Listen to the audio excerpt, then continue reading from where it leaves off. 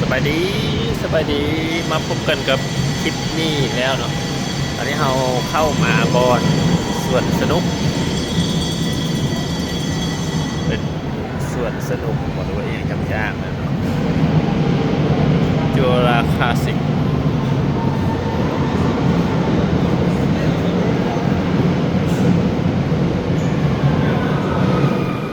เป็นบอน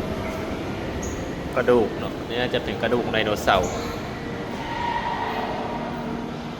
จะเป็นกระดูกไรโนเสาร์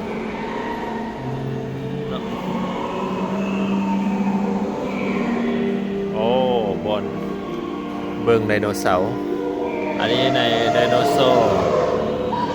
โอ้ห่างมันเองเนาะนี่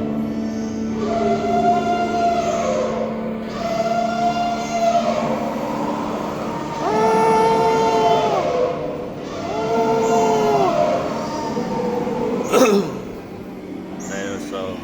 อันนี้เป็นไดโนเสาร์กินพืชโรคอันนี้เป็นสภาพการในยุคไดโนเสาร์เต่าล้านปี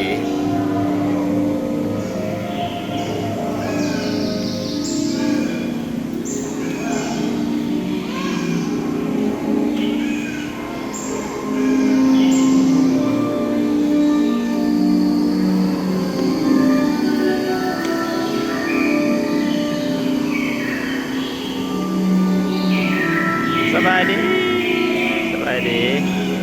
อ๋อมันก็ว่าสบายดีเนาะเขา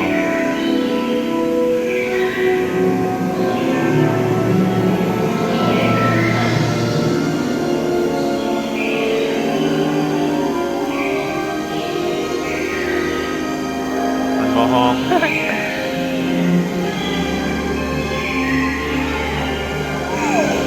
โอ้พาสานพาสานมีกล้วยนะไม่มีกล้วยลองบีบเป็น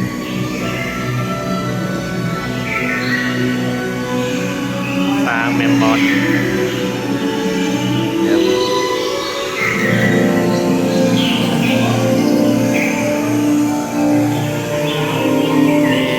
เสือดาวเสือซีต้าเสือดาวแค่สุดยอดเลยแค่เสือเอามาออกกันเลยออกเลยมันยังมีอีกด้วยโอเคนะเดี๋ยวเราสิจบคลิปนี้เพียงเท่านี้เดี๋ยวเมื่อคลิปหน้าว่าเราจะพาไปใส่ต่ออีกสำหรับคลิปนี้สบายดี